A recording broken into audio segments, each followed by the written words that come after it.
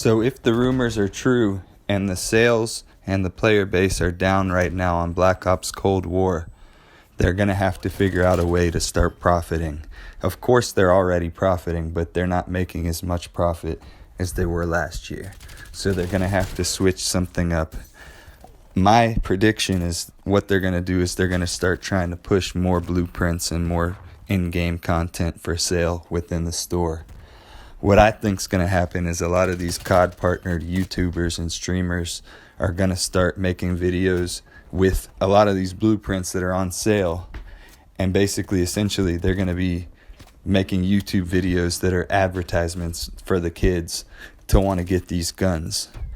Now that they've hidden the API, now that you can't see what kind of lobby that you're in or what kind of lobby that other players are in and stuff like that, now these YouTubers, streamers, whatever, are going to be more free to get into these bot lobbies, drop these 40 kill gameplays, and sell these blueprints and operator skins and whatever else to these kids who are going to ask their parents, for $10, $20, whatever, because they saw their favorite streamer using this item, just destroying shit.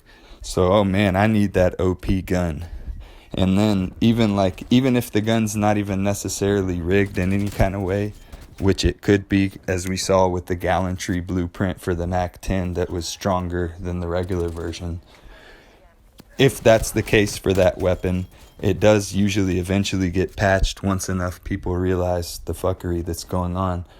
But even if it's not, the kids are under the impression that they're going to buy this item and all of a sudden be really good. And, the way the game works, maybe they'll get a couple really easy lobbies or not even really easy lobbies. They'll just get really good connection-based matchmaking for the next X amount of matches after purchasing said item. And now they're just loving it. They're feeling like the gun's overpowered and stuff. And then, you know what? As soon as things start going back down, as soon as there's a new weapon for them to buy, their hit reg starts messing up. Everything starts going haywire. And, oh, what do you see? A new video with a new blueprint for sale. And now the cycle repeats. It's like a horse and carrot thing. And if you think that this type of thing is not going on behind the scenes, you would be naive. You'd be very naive to think that a game that would sell overpowered weapons hidden behind a gambling mechanic just a few years prior would not find a way to work that gambling mechanic somehow into the game in another form. That's my take on it. I think, I don't trust them. Believe half of what you see and even less of what you hear. Something along those lines. So I decided to go on Google Trends and type in Black Ops Cold War. Of course, the trend was the most popping around the release of the game in November. And then after that, it took a huge dive up until Christmas, and it went up a little bit. If you go and look at Warzone's on the steady incline. And them hiding the API is only going to help it keep going up because they're just sweeping everything under the rug. Then I typed in Call of Duty on Google Trends. Call of Duty's even on a decline. So Call of Duty's low-key dying. The name Warzone is becoming bigger than the Call of Duty brand, which is funny because that's like equivalent to an artist having a one-hit wonder. And then nobody remembers the artist. They just remember that one song that artist made. And that could be really bad if they don't handle Warzone properly, because Warzone might have just killed Call of Duty. Warzone might have killed not only Cold War, but just Call of Duty in general. People are going to think of it as Warzone. Nobody says Call of Duty Warzone. I mean, they know it's Call of Duty, but Warzone's becoming bigger than the other thing. It's overshadowing it now.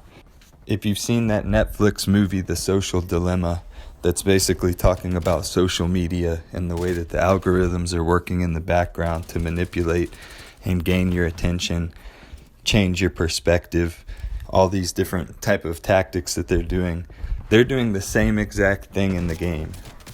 A lot of these games have done these type of manipulation tactics for many years, not even just talking about Call of Duty. Like, for instance, a game like Doom, when you have, like, you got less than 20% health, and really, you have more health than what it's displaying on the screen.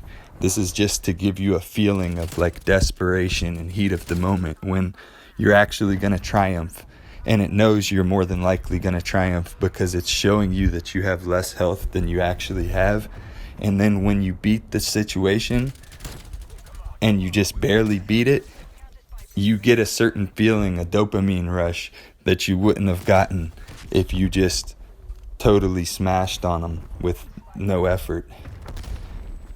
And that's what they're doing essentially in the background of the game. They're trying to give you that situation over and over where you either just barely win or you lose until you're like mad enough to quit, and then they throw you a bone. I saw a tweet recently, and I know it was a joke, potentially a joke, but it could also be possible. Skill-based hit registration.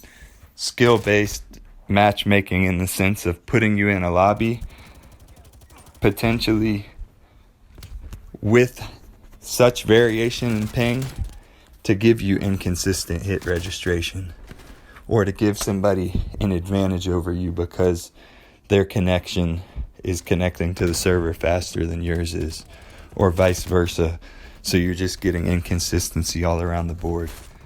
The funny thing is, when Vince Zampella and Jason West were outed from Activision and painted to be some type of treacherous backstabbers, essentially, Activision wound up settling with them, giving them both like 15 or 20 million bucks, sending them on their way, and then continuing to use the engine that they built.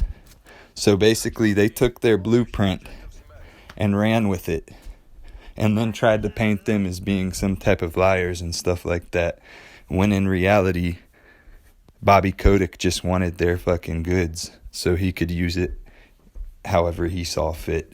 That's literally what happened. Another perfect example of when artistic integrity, vision, and passion get watered down by greed.